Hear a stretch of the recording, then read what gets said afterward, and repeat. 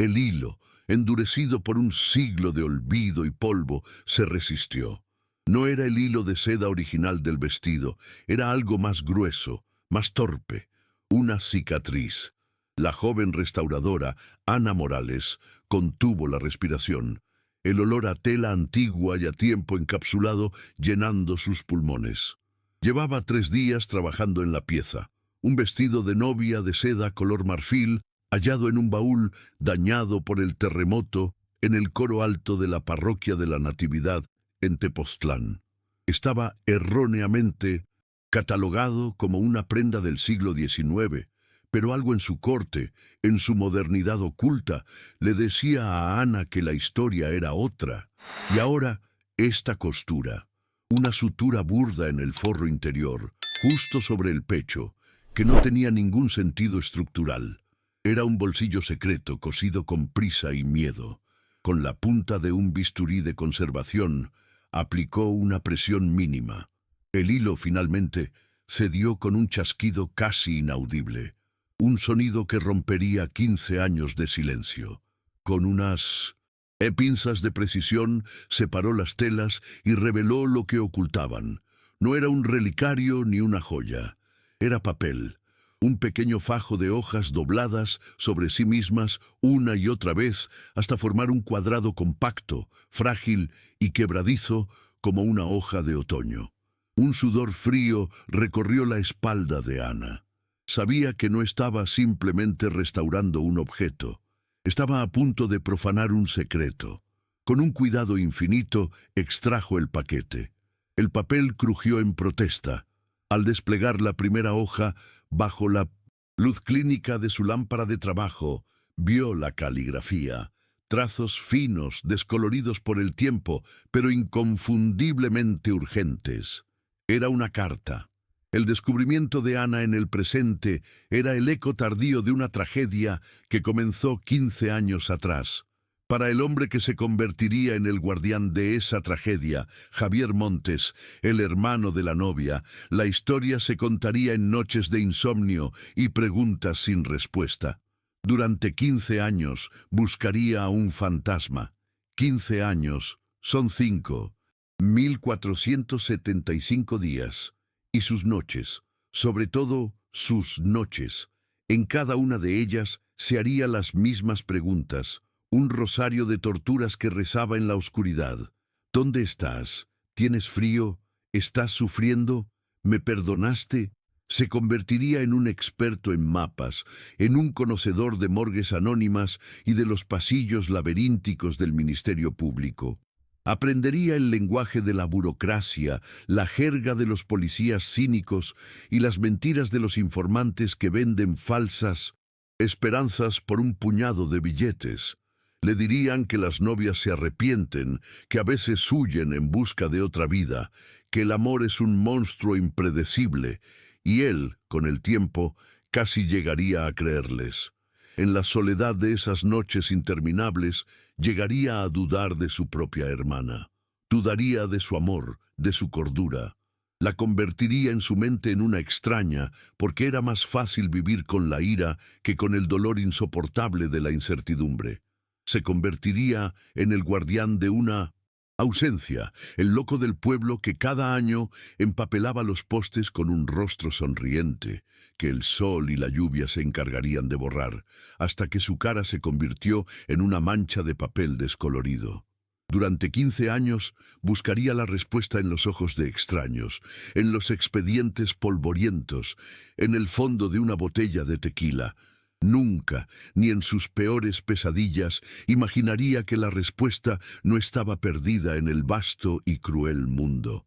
Siempre estuvo aquí, a unos cuantos kilómetros de su casa, esperando en el silencio de una iglesia, cosida con miedo y con amor, junto al lugar donde alguna vez latió el corazón de su hermana. Antes de retroceder en el tiempo al día en que todo cambió, nos gustaría saber desde qué parte del mundo nos acompañas en este viaje. Estas historias resuenan globalmente, conectándonos a través de nuestra humanidad compartida. Dinos en los comentarios desde dónde nos ves. para que juntos podamos honrar las memorias que se niegan a ser olvidadas. Para entender el peso de ese descubrimiento, es necesario volver al principio, a 15 años antes, a ese sábado 14 de mayo de 2010, un día que comenzó con la promesa de la gloria y terminó en el silencio.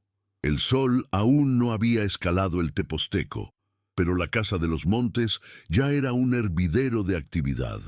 Elena, la madre, se había levantado a las 5, como si fuera un día de mercado, pero hoy su energía no era la de la rutina, sino una corriente eléctrica de ansiedad y alegría. Para Elena, esta boda era una vindicación. Era la prueba de que, a pesar de haber criado a sus hijos sola, a pesar de las noches de insomnio preocupada por las cuentas, había triunfado. Su hija, su Sophie, tendría la vida que ella nunca pudo tener. Una vida con un hombre presente, un hombre próspero, un hombre bueno. Mientras preparaba un café de olla, cuya fragancia a canela y piloncillo inundaba la casa, sus pensamientos eran un torbellino.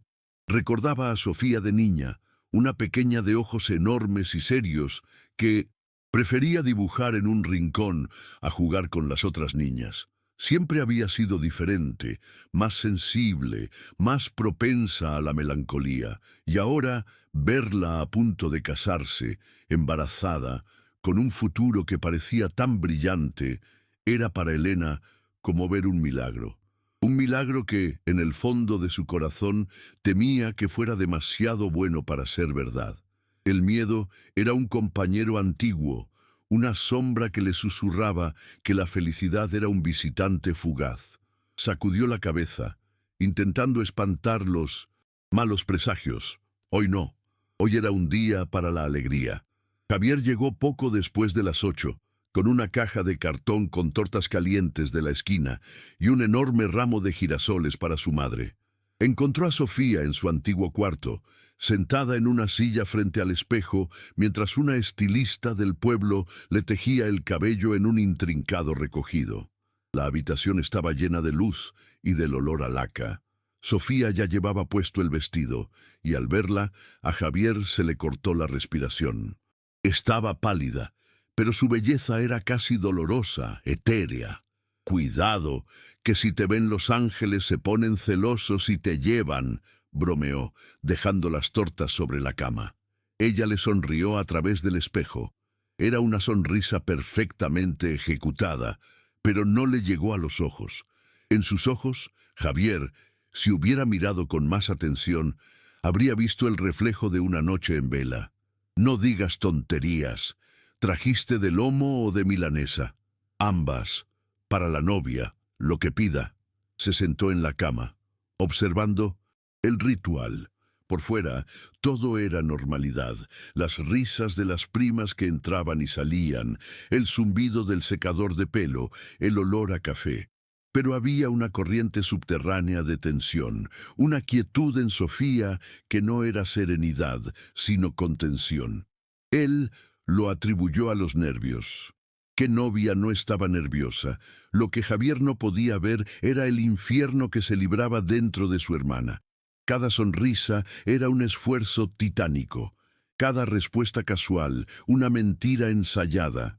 Mientras la estilista le colocaba el velo, Sofía no veía a una novia en el espejo, veía a una fugitiva. Su mente era un torbellino de pánico. Repasaba el plan una y otra vez, una letanía silenciosa que la mantenía anclada a la realidad.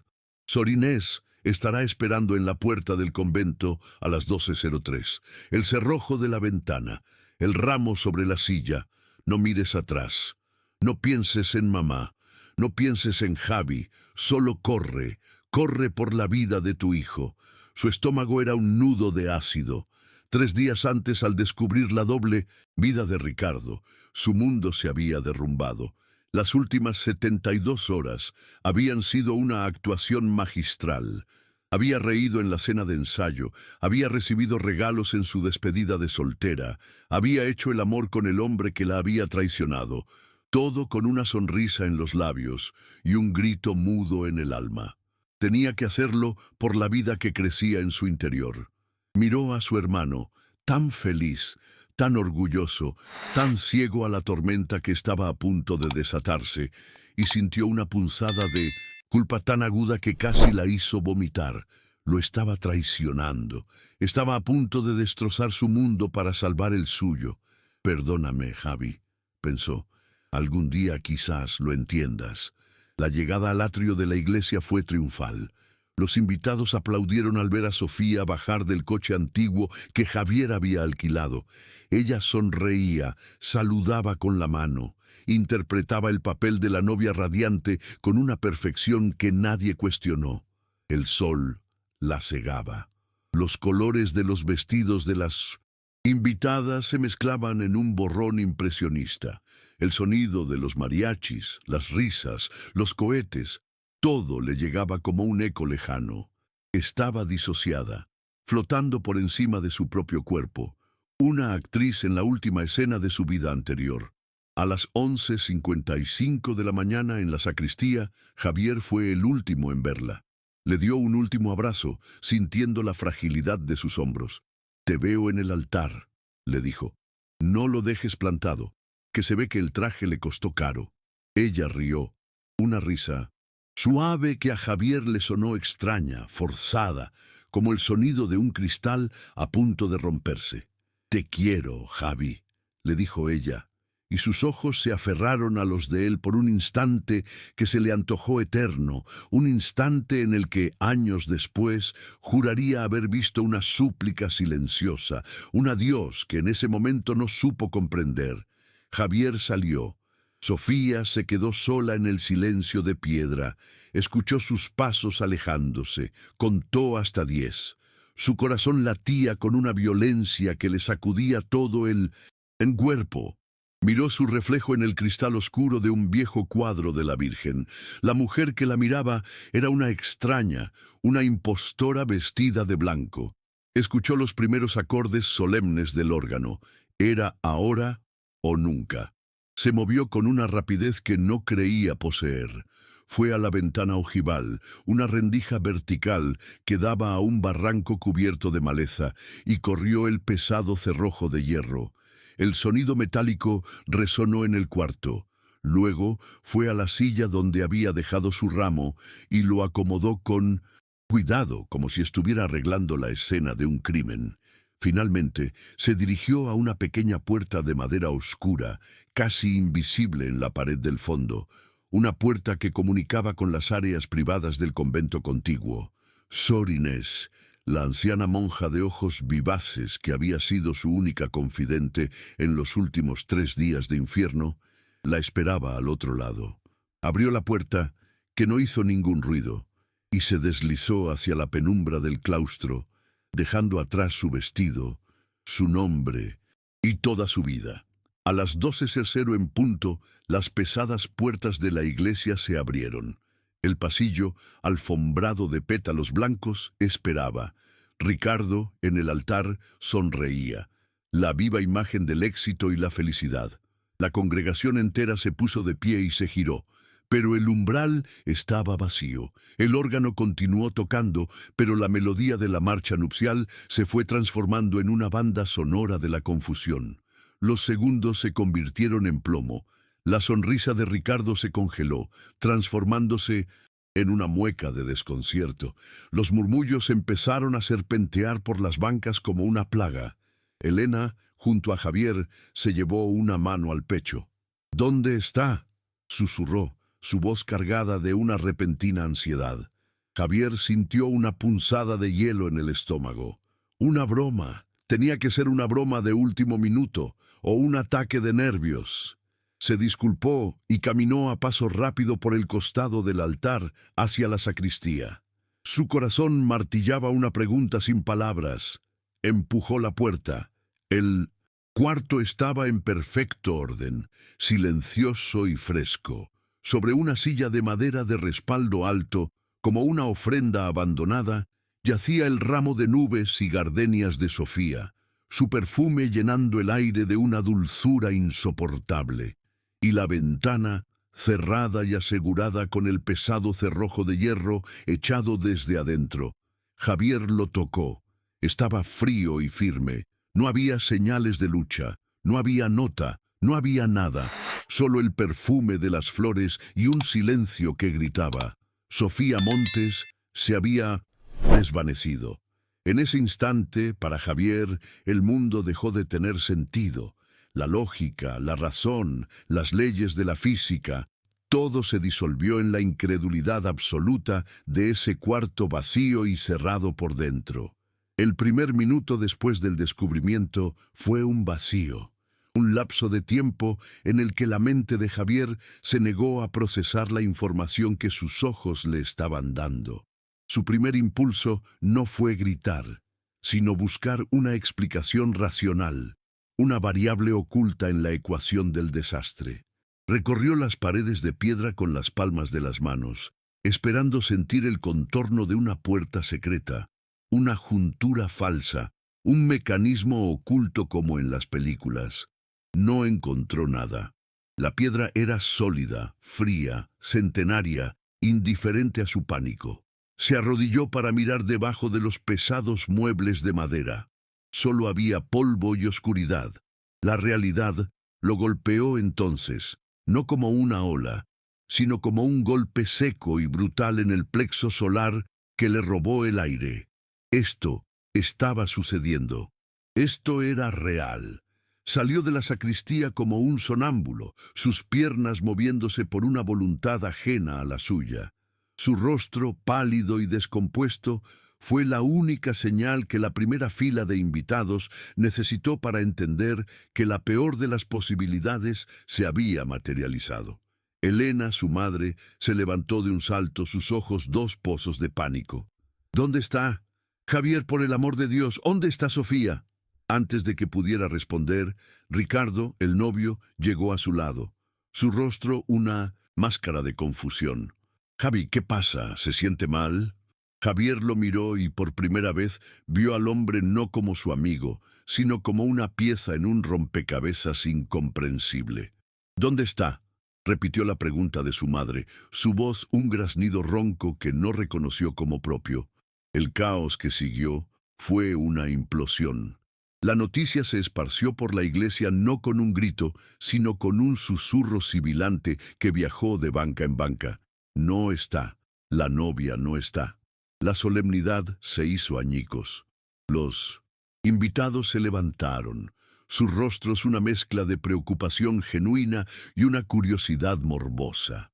El sacerdote, un hombre anciano y frágil, llamado Padre Miguel, intentó pedir calma, pero su voz temblorosa se perdió en el murmullo creciente. En cuestión de minutos, la búsqueda se reanudó, esta vez no como una precaución, sino como una operación desesperada y caótica. Los primos de Javier, sus tíos, los amigos de Ricardo, se dispersaron por la iglesia y sus alrededores, un ejército improvisado y sin líder. Sus gritos de Sofía rebotaban en la arquitectura sagrada, sonando huecos y desesperados. Ricardo pareció quebrarse. Se llevó las manos a la cabeza. «No puede ser, no, no, no», gritaba. Se lanzó hacia los jardines del convento, gritando su nombre. Elena, la madre, se derrumbó. Sus piernas cedieron y Javier apenas tuvo tiempo de sujetarla. Sus hermanas y primas la rodearon, formando un muro de mujeres llorosas que la guiaron, casi en volandas, hasta la primera banca, donde su llanto se convirtió en un lamento bajo y continuo. Javier, mientras tanto, sintió que su mente de arquitecto se activaba por puro instinto de supervivencia. El pánico era un océano que amenazaba con ahogarlo, pero la lógica era su balsa. En medio del caos, su cerebro comenzó a funcionar con una frialdad aterradora. «Necesitamos un sistema», se dijo a sí mismo. «Dividir el área, revisar cada lugar 2 veces».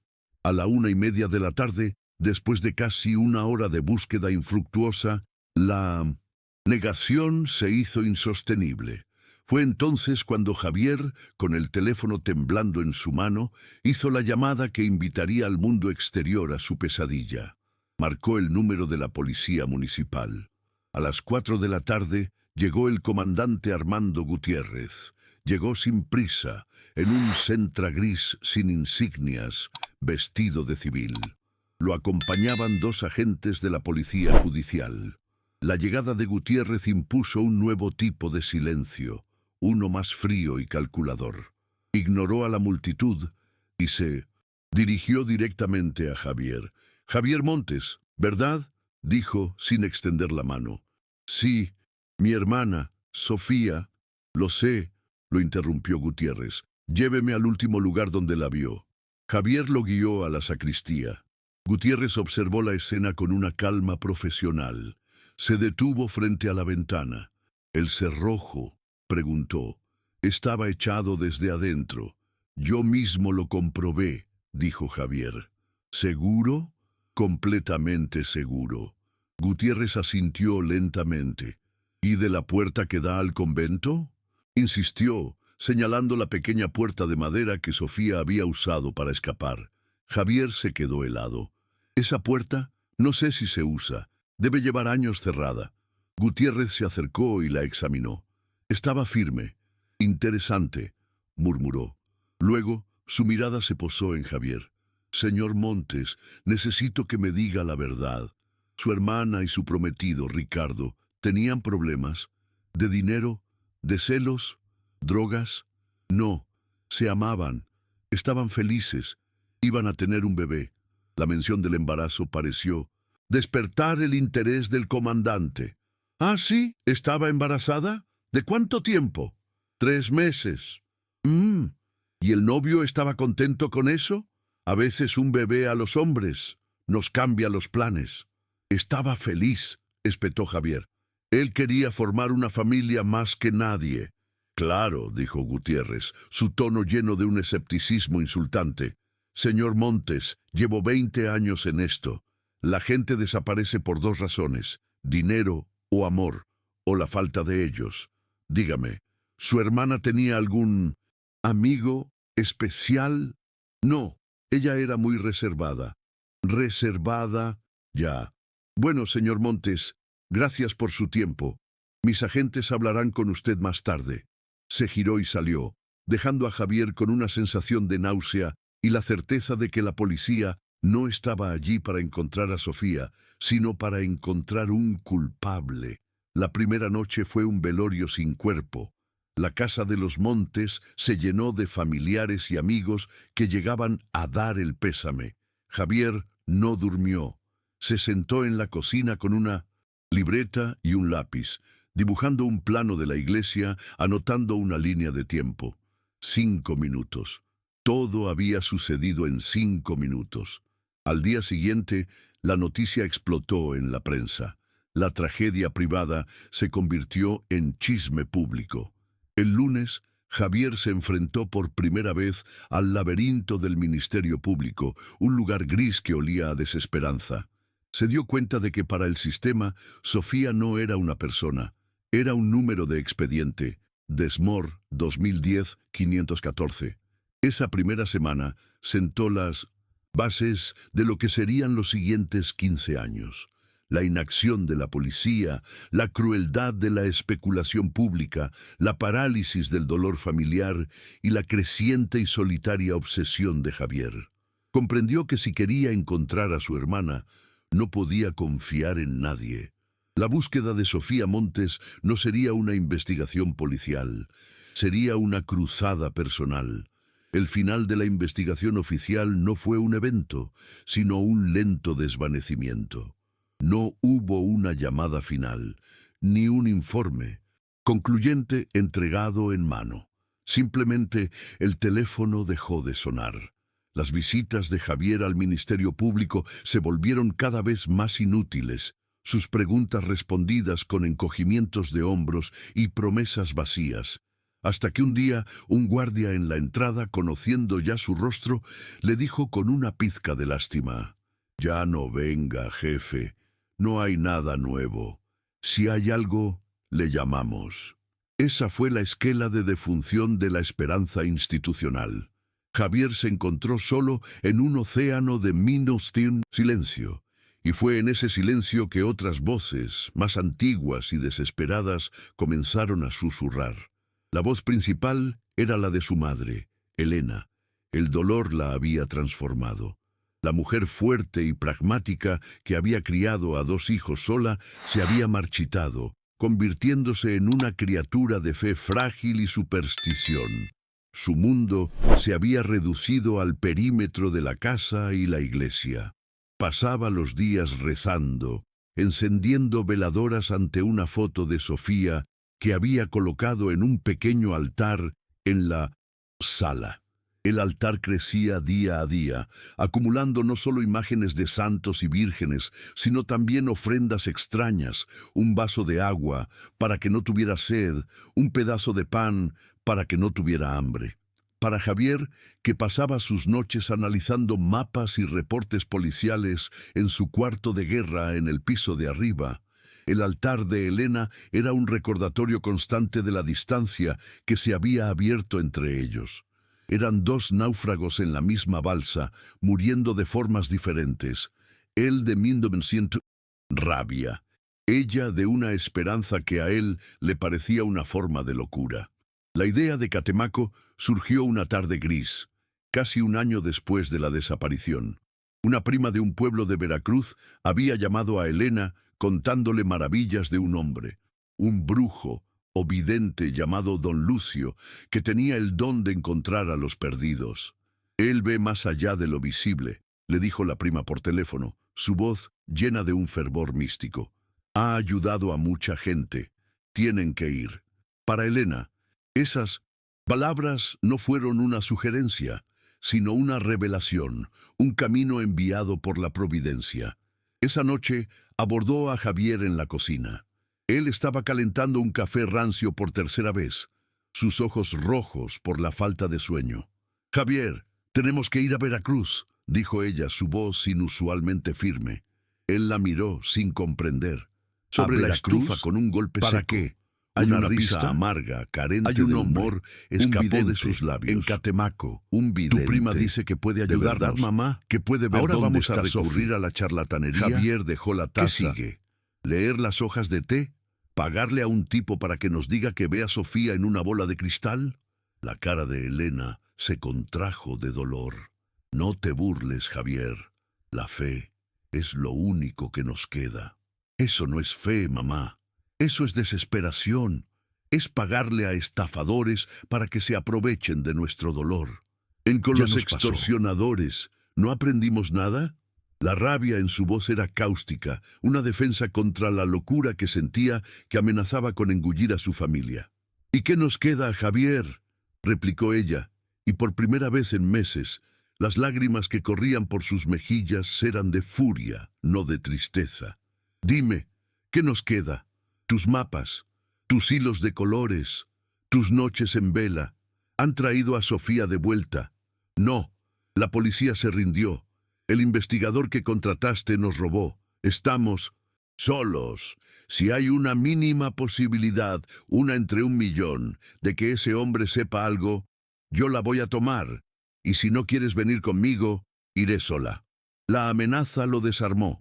La imagen de su madre, frágil y rota, viajando sola a través de medio país para ser estafada por un charlatán, fue más de lo que podía soportar. La miró. Vio la determinación fanática en sus ojos y supo que había perdido la batalla. No lo haría por fe, lo haría por ella.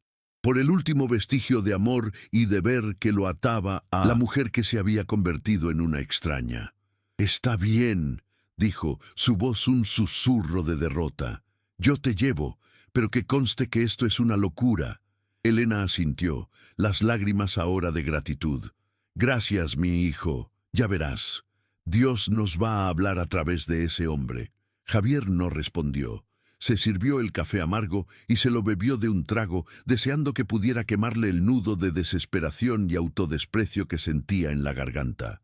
El viaje en autobús a Catemaco fue una tortura de 24 horas.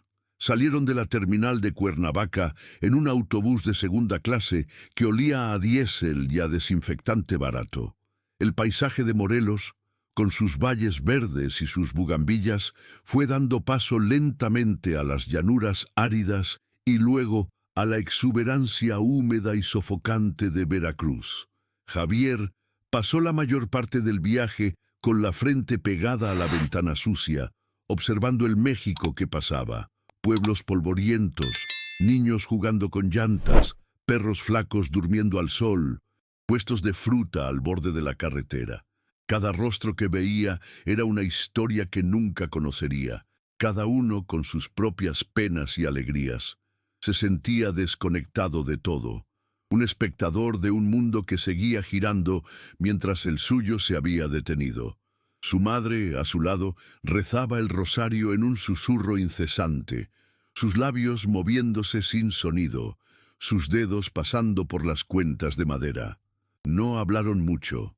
El abismo entre ellos era demasiado grande para ser cruzado con palabras. Él estaba atrapado en el mundo de los hechos, de las pruebas, de la lógica rota. Ella había escapado al mundo de los milagros, de las señales, de la fe ciega. Eran dos extraños compartiendo un dolor demasiado pesado para ser compartido. Javier intentó leer un libro, pero las palabras se deshacían en la página. Su mente era un proyector que repetía las mismas imágenes en un bucle infinito. El rostro de Sofía en la sacristía, el ramo de gardenias, el cerrojo de hierro.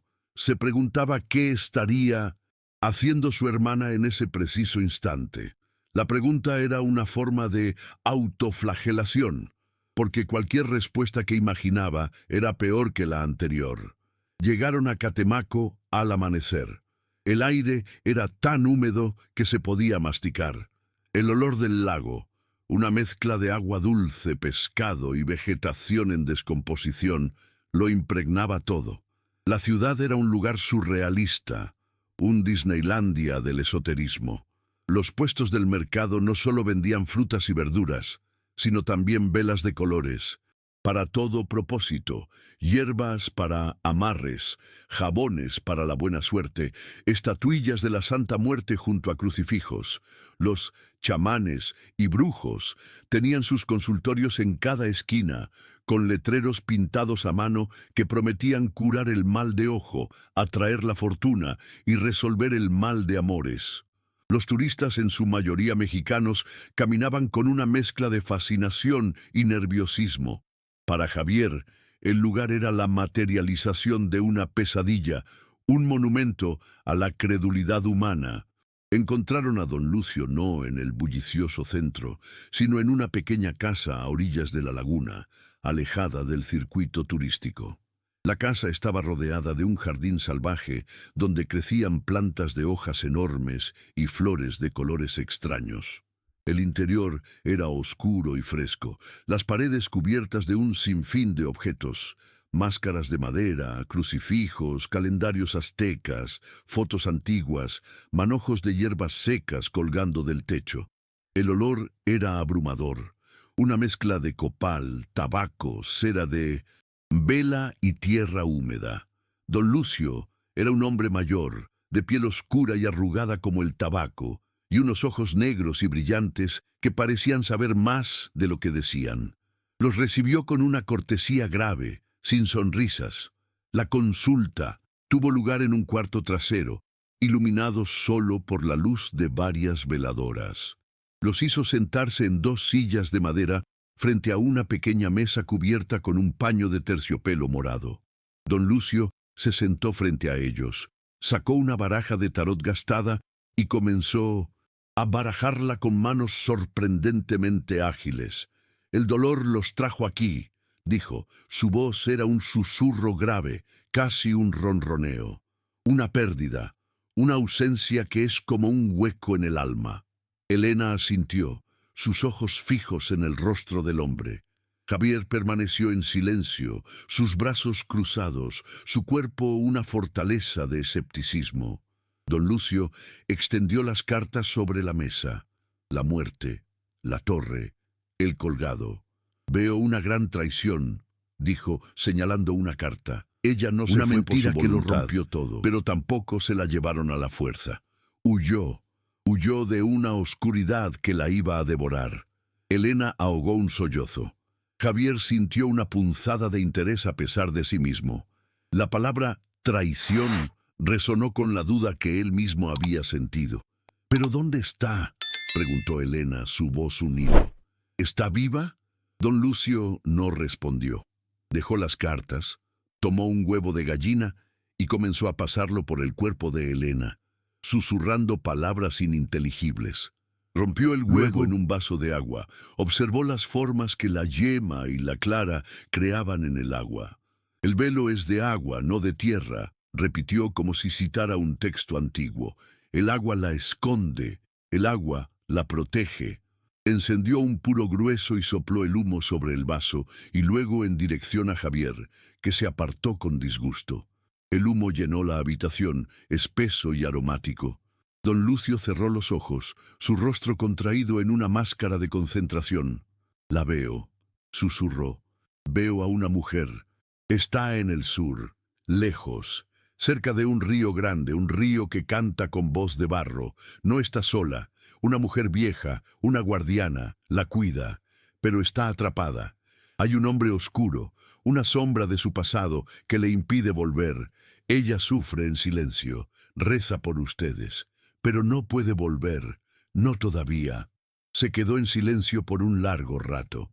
Elena lloraba abiertamente, una mezcla de dolor por el sufrimiento de su hija y de alivio por la confirmación de que estaba viva. Javier no sentía nada. Peor, sentía una rabia fría. Las palabras del brujo eran un poema, una obra de arte de la ambigüedad, un río que canta, una sombra del pasado. Eran imágenes lo suficientemente vagas para encajar en cualquier interpretación, pero lo suficientemente específicas para alimentar la esperanza de una madre desesperada. Era un truco cruel y brillante. La consulta terminó. Don Lucio les dio un amuleto, una pequeña bolsita de tela roja llena de hierbas y semillas. «Para protección», dijo. El costo el amuleto y la esperanza fue de 5,000 pesos, casi todo el dinero que les quedaba. El viaje de regreso fue aún más silencioso que el de ida. Elena se aferraba a la bolsita roja como si fuera la mano de su hija. De vez en cuando miraba a Javier, sus ojos brillantes de una nueva y frágil fe, esperando que él compartiera su alivio. Pero Javier solo miraba por la ventana, su rostro una máscara de piedra. Se sentía sucio, cómplice de una estafa emocional. Había permitido que un charlatán le pusiera precio al dolor de su madre.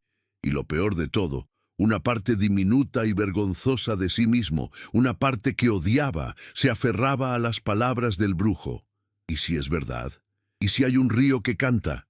Odiaba esa parte de sí mismo. La parte que demostraba que él también, a pesar de toda su lógica, estaba tan desesperado como su madre. Llegaron a Tepoztlán 2 días después, exhaustos y con los bolsillos vacíos. La casa los recibió con su silencio de siempre. Nada había cambiado. Sofía seguía desaparecida.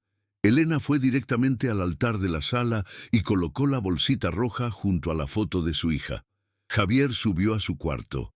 El olor a café frío y a tabaco rancio lo golpeó. Miró la pared, el enorme mapa con sus hilos y tachuelas. Se sintió como un idiota, un completo idiota. Había perdido 3 días y una cantidad de dinero que no podían permitirse, persiguiendo una visión conjurada por el humo de un puro. Con un gesto de furia y autodesprecio, arrancó uno de Intusen. Los hilos del mapa. La pequeña tachuela dejó un agujero en la pared, como una herida. Se quedó mirando ese pequeño agujero, la prueba de su fracaso. La esperanza que el brujo le había vendido a su madre no había aliviado el dolor, solo lo había hecho más profundo, más amargo, porque la falsa esperanza es el más cruel de los venenos, y él se lo había dejado beber. El final de esa primera etapa de la búsqueda marcó el comienzo de la verdadera transformación de Javier. El arquitecto murió. Un día intentó sentarse en su antiguo respirador para trabajar en un proyecto que había dejado pendiente. Miró los planos, las líneas limpias, los cálculos precisos, y no sintió nada. Eran símbolos de un mundo ordenado que ya no existía para él. Miró sus manos, y ya no las veía capaces de crear edificios, solo de pegar volantes en los postes. Con una calma que lo asustó, recogió todos sus planos, sus maquetas, sus herramientas de dibujo y los guardó en cajas. Luego llamó a su socio y disolvió la... Fue un suicidio profesional, un acto deliberado para borrar al hombre que había sido. Su habitación en la casa de su madre se convirtió en su monasterio y en su cuarto de guerra. Desmontó la cama y puso un colchón en el suelo. Cubrió las paredes con mapas enormes de la República Mexicana. Usó hilos de colores para conectar avistamientos, pistas, teorías. La pared se convirtió en una representación visual de su obsesión, una telaraña caótica de esperanza y desesperación. Las estanterías, antes llenas de libros de arquitectura, ahora se abarrotaban de copias del expediente policial, de libros sobre ciencia forense, de manuales de supervivencia. Su vida se redujo a ese cuarto. Pasaba las noches en vela, fumando un cigarro tras otro, bebiendo café, repasando los mismos detalles una y otra vez, buscando una fisura, una contradicción, algo que todos hubieran pasado por alto. Su cuerpo comenzó a reflejar el estado de su mente. Perdió peso, su rostro se afiló y las ojeras se convirtieron en rasgos permanentes. Su cabello comenzó a encanecer prematuramente en las sienes. Dejó de preocuparse por su ropa, por su apariencia. A veces pasaban días sin que se duchara. Se movía por el mundo como un fantasma, sus ojos siempre alerta, siempre buscando. Cada mujer de cabello oscuro que veía en la calle le provocaba un pequeño infarto, una descarga de adrenalina que lo dejaba temblando. El aislamiento social fue la consecuencia inevitable. Un día se encontró en el mercado con un viejo amigo de la universidad, alguien que había sido su confidente. El amigo lo saludó con una sonrisa que se congeló al verlo. La conversación fue un desastre de silencios incómodos y frases hechas. «¿Cómo estás?», le preguntó el amigo, una pregunta absurda para la que no había respuesta. Javier intentó hablar de la búsqueda, de una nueva teoría que tenía, pero vio cómo los ojos de su amigo se vidriaban, cómo buscaba una excusa para escapar. «Bueno, Javi, me tengo que ir. Cuídate mucho». «¿De verdad?», y se fue, dejando a Javier de pie junto a un puesto de verduras con la certeza de que ya no pertenecía a ese mundo. La gente sana y feliz vive en una frecuencia diferente. Él ahora habitaba en la frecuencia del dolor, de la ausencia, y ya no había forma de sintonizar con su vida anterior. Así pasaron los primeros años, el segundo aniversario, el tercero, el cuarto. Cada 14 de mayo, Javier repetía el mismo ritual. Imprimía nuevos volantes y pasaba el día recorriendo Tepoztlán y los 100 pueblos cercanos, pegándolos en postes, en muros, en paradas de autobús. Al principio, la gente del pueblo lo miraba con compasión, luego con una mezcla de lástima e incomodidad. Finalmente, con indiferencia. Se convirtió en parte del paisaje, el loco del pueblo, el hermano que se negaba a olvidar. Su madre, Elena, había encontrado su propia forma de supervivencia. Declaró a Sofía muerta en su corazón, hizo una misa, puso su foto en un altar en la sala y le rezaba cada noche. Para ella, era un ángel. Para Javier, esta aceptación era una traición insoportable. La casa se dividió en dos territorios de duelo irreconciliables: el altar de la resignación de Elena en la sala y el cuarto de guerra de la obstinación de Javier en la planta alta. Apenas se hablaban. El dolor, en lugar de unirlos, había cavado un abismo entre ellos. Javier estaba solo. completamente solo con su fantasma, su mapa y su promesa. Y así, en esa vigilia solitaria, se preparó para enfrentar la larga y desoladora travesía de los años venideros, sin saber que la verdad no estaba en ningún punto de sus mapas, sino mucho más cerca, esperando pacientemente en el silencio de un baúl olvidado. La travesía de Javier apenas comenzaba a adentrarse en su tramo más solitario y oscuro, una lucha de un solo hombre contra el silencio. Si historias reales como esta, que exploran la extraordinaria resiliencia del espíritu humano frente al olvido, tocan tu alma, considera suscribirte a nuestro canal. Así, nos aseguramos de que ninguna búsqueda, por larga y dolorosa que sea, caiga jamás en el silencio. Los años que siguieron al viaje a Catemaco fueron una lenta erosión. La falsa esperanza que el vidente había sembrado en el corazón de Elena se marchitó gradualmente, dejando tras de sí una resignación aún más profunda y amarga. Dejó de hablar de Sofía en tiempo presente. El altar en la sala se convirtió en un monumento a una santa familiar, una mártir privada. Para Javier, esos años representaron el descenso final a las profundidades de la obsesión. La rabia inicial se había enfriado, convirtiéndose en una determinación gélida, una rutina metódica y desprovista de emoción. Ya no buscaba a su hermana, buscaba una solución a un problema insoluble. Su vida se convirtió en un algoritmo de dolor. El 5º aniversario de la desaparición fue un día silencioso. Javier pasó la mañana en su cuarto de guerra, repasando por enésima vez los testimonios, buscando una contradicción que sabía que no encontraría. Por la tarde repitió su ritual de pegar los volantes por el pueblo, pero esta vez notó algo diferente. La gente ya no lo miraba con lástima, sino con una especie de temor reverencial, como si fuera un fantasma, el recordatorio viviente de una herida que el pueblo prefería olvidar. Los dueños de las tiendas le permitían pegar los carteles en sus ventanas con un suspiro cansado. Los niños que habían nacido después de la desaparición a veces se detenían a mirar la foto descolorida de 1900. Esa mujer sonriente que nunca conocerían. Para ellos, Sofía Montes no era una persona. Era una leyenda local, un cuento de espantos para asustarse en la noche.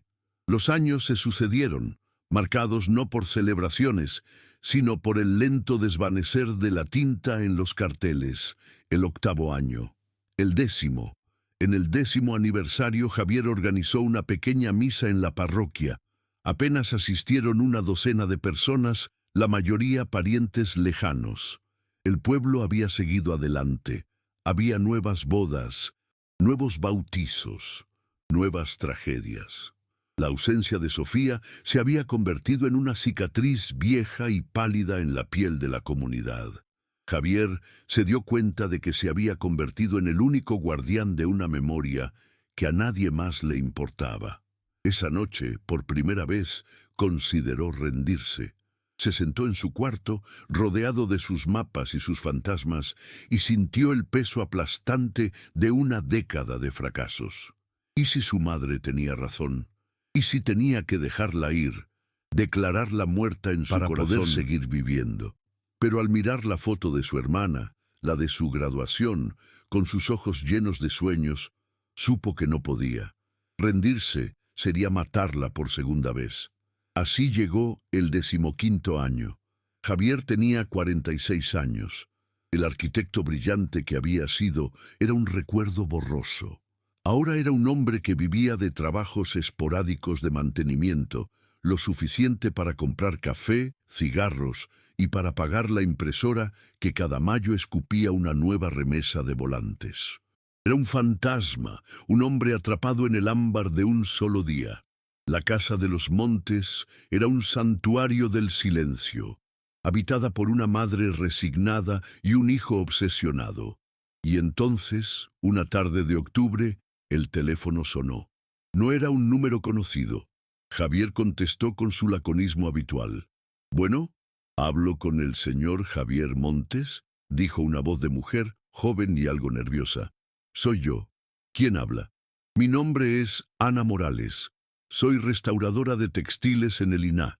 Lo llamo desde 1900. Cuernavaca. Señor, estoy trabajando en unas piezas de la parroquia de Tepoztlán, dañada por el sismo, y creo que he encontrado algo que le pertenece, algo que era de su hermana, Sofía. Javier se quedó en silencio. Su mente, condicionada por 15 años de engaños, inmediatamente levantó una barrera de escepticismo. ¿Es una broma? Si es dinero lo que quiere... No, no, por Dios. La voz de la mujer sonaba genuinamente alterada. Señor, encontramos un vestido de novia y dentro del forro había una carta escrita por ella. Empieza con las palabras «Mi querido Javi». El mundo de Javier se detuvo. Esas dos palabras, «Mi querido Javi», la forma en que Sofía siempre empezaba sus notas, fueron la llave que abrió una puerta en su corazón que llevaba 15 años sellada. Sintió un vértigo, una náusea. Tuvo que apoyarse en la pared. «¿Dónde está usted?», logró preguntar, su voz un susurro. El viaje en autobús a Cuernavaca fue el más largo de su vida. Cada kilómetro era una tortura de esperanza y terror. ¿Y si era una falsificación, una broma cruel? ¿Y si la carta contenía una verdad que no estaba preparado para afrontar? Cuando llegó al laboratorio del INAH, un espacio limpio y silencioso, Ana Morales lo recibió con una solemnidad casi religiosa. Lo llevó a una mesa de trabajo, y allí, extendido sobre un paño de terciopelo, estaba el vestido. Estaba amarillento, frágil, pero inconfundible. Era el vestido. Javier sintió un nudo en la garganta. Era una reliquia de otra vida, de otro hombre que había sido él. Ana, con manos enguantadas, le tendió un sobre de papel libre de ácido. «Aquí está», dijo. «La hemos digitalizado, pero esta es la original». Javier tomó el sobre. Sus manos temblaban. No lo abrió. No podía. No allí. Agradeció a la mujer con un gesto y se fue. No regresó directamente a Tepoztlán. Caminó sin rumbo por las calles de Cuernavaca durante horas, el sobre en el bolsillo de su chaqueta pesando como una piedra. Finalmente se sentó en una banca del Zócalo, bajo la sombra de los laureles, y se preparó para enfrentar a los fantasmas. Sacó las frágiles hojas. La caligrafía de Sofía, aunque temblorosa, era como una caricia familiar a través del tiempo, y comenzó a leer. Lo hizo en silencio, pero en su mente escuchaba la voz de su hermana, narrando la historia que lo cambiaría todo. «Mi querido Javi, si estás leyendo esto es porque el destino, o quizás Dios, ha decidido que mi secreto ya no podía seguir guardado. Y si estás leyendo esto, significa que han pasado muchos años, y por ese silencio, por este dolor que te he causado, te pido perdón desde lo más profundo de mi alma. No tienes idea de cuánto he luchado con la idea de tu sufrimiento, pero tienes que creerme. No había otra opción. Sé que me has buscado. Sé que no te has rendido. Conozco tu corazón, hermano. Y por eso, esta verdad te dolerá. Pero espero que también te libere. No me secuestraron. No me mataron. Yo escapé. 3 días antes de la boda, descubrí quién era Ricardo en realidad. Fue por accidente. Encontré una segunda cartera en su portafolio. Dentro había una identificación con otro nombre y fotos. Fotos de él con otra mujer y con 2 niños pequeños. Tenía otra familia, Javi, una esposa y 2 hijos en la Ciudad de México. Pero eso no era lo peor. Encontré también documentos, contratos. Ricardo no era un empresario, era un criminal. Formaba parte de una red que se dedicaba a robarle las tierras a la gente de nuestros pueblos, a los campesinos, usando engaños, amenazas y la complicidad de la policía. Era un ladrón, un monstruo vestido con trajes caros y una sonrisa encantadora. Y yo, mi querido hermano, llevaba en mi vientre al hijo de ese monstruo. El pánico que sentí es indescriptible. Quise gritar, quise correr a la policía, pero ¿A cuál policía?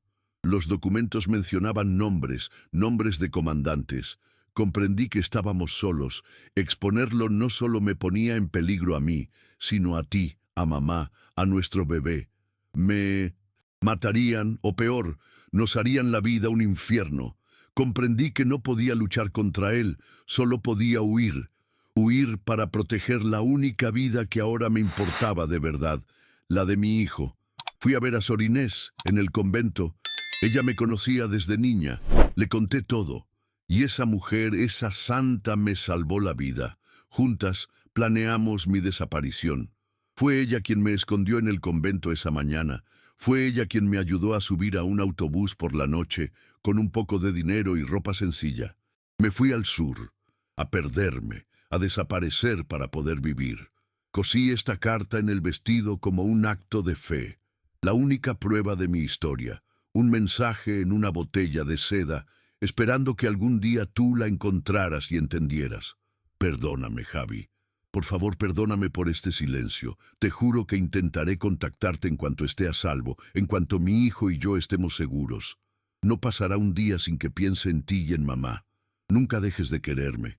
Dile a mamá que la amo más que a mí. Vida, y que todo lo que hice, lo hice pensando en el futuro, en la vida que ella me dio y que yo ahora debo proteger. Hay un lugar en Chiapas del que me habló una vez la abuela. Dijo que allí el río suena como campanas de barro. Es ahí donde espero que nazca mi hijo. Ahí donde el agua canta, creo que podremos estar a salvo. Tuya siempre, Sophie. Javier terminó de leer. El papel cayó de sus manos. El mundo a su alrededor, los ruidos del zócalo, la gente, todo desapareció. 15 años. 15 años. Buscando a una víctima de asesinato, a una secuestrada. 15 años odiando a un sospechoso que, aunque era un criminal, no era el culpable de su desaparición. 15 años de un sufrimiento basado en una premisa falsa. La liberación de saber que no había sido asesinada fue un tsunami que lo arrojó contra las rocas de una nueva pena. La pena por su soledad, por su terror, por la vida de fugitiva que se vio obligada a llevar. El odio que sentía se transformó en un desprecio helado. La rabia se evaporó, dejando solo un vacío inmenso. Lloró. Lloró por primera vez en más de una década, no de frustración, sino de una profunda y catártica tristeza por su hermana perdida y por el hombre que él había dejado de ser. Cuando regresó a Tepoztlán esa noche, encontró a su madre en la sala, rezando frente al altar de Sofía. Sin decir una palabra, le entregó las hojas de papel. Elena las leyó, sus ojos moviéndose rápidamente sobre las líneas, su rostro pasando de la confusión a la incredulidad, y de ahí al shock absoluto. Cuando terminó, dejó caer la carta y se cubrió el rostro con las manos, su cuerpo sacudido por sollozos que parecían venir del centro de la tierra. No eran los sollozos resignados a los que Javier estaba acostumbrado. Eran los sollozos desgarradores de una verdad demasiado cruel para ser soportada. Esa noche, por primera vez en años, madre e hijo no estaban en territorios opuestos. El dolor, finalmente, los había vuelto a unir en la misma balsa. Una sola carta, un puñado, de hojas frágiles, reescribió 15 años de dolor e incertidumbre. Es un testimonio increíble del poder de la verdad, sin importar cuánto tiempo tarde en salir a la luz. Si tú también crees en la importancia de buscar la verdad hasta el final, únete a nuestra comunidad de exploradores de misterios y activa las notificaciones. Juntos continuaremos siguiendo los rastros que otros dejaron atrás.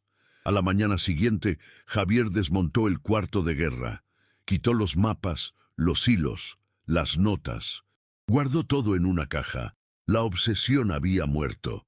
En su lugar nació un nuevo propósito. Ya no buscaba a una víctima ni a un fantasma. Buscaba el legado de Sofía. Buscaba a su sobrino. La pista era poética, casi un acertijo. Un pueblo chiapaneco donde el río suena como campanas de barro. Su preparación para este nuevo viaje fue diferente. No hubo frenesí.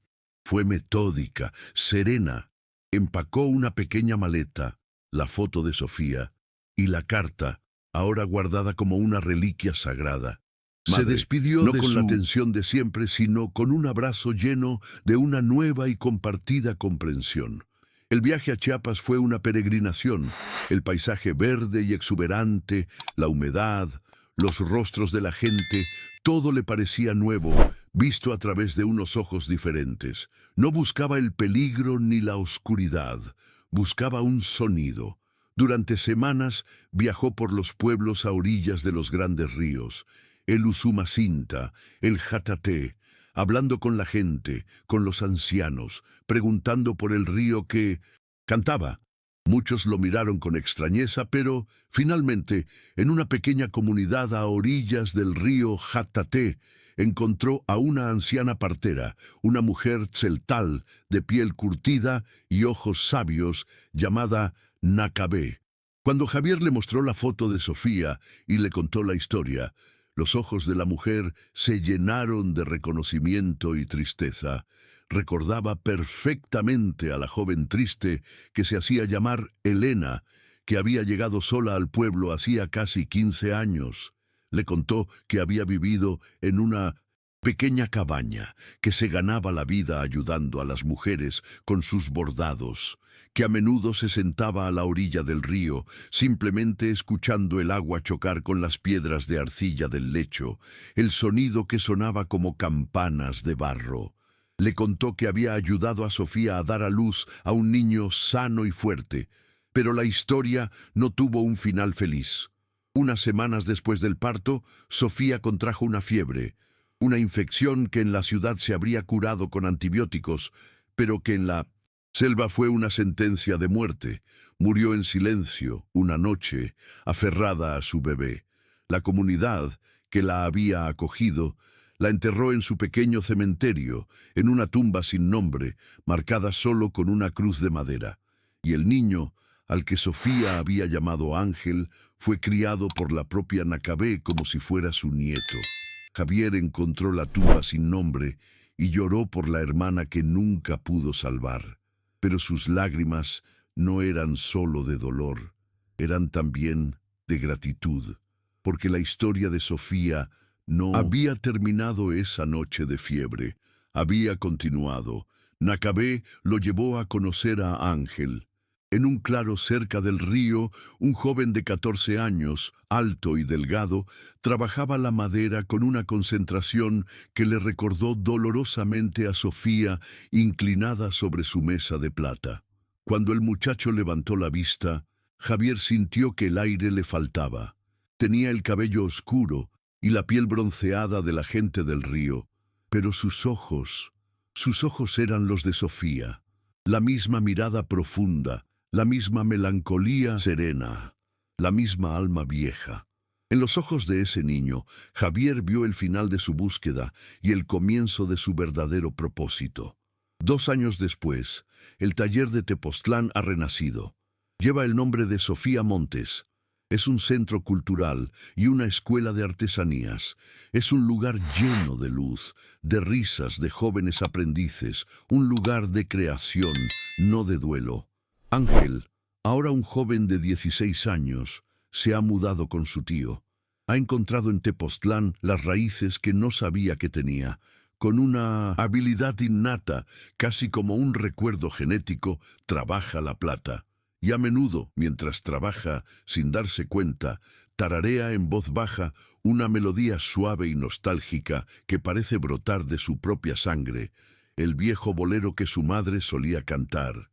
Sabor a mí. Javier ya no es un hombre atormentado. Las arrugas de su rostro ya no son surcos de dolor, sino los mapas de un viaje extraordinario. Ha encontrado la paz, no en las respuestas que obtuvo, sino en el nuevo rol que la vida le entregó. Se ha convertido en lo que siempre debió ser, el guardián, no de una memoria dolorosa, sino de un futuro brillante y lleno de promesas. A veces, la verdad no llega para cerrar las heridas, sino para enseñarnos a vivir con ellas, transformando las cicatrices en la prueba de nuestra capacidad para sobrevivir.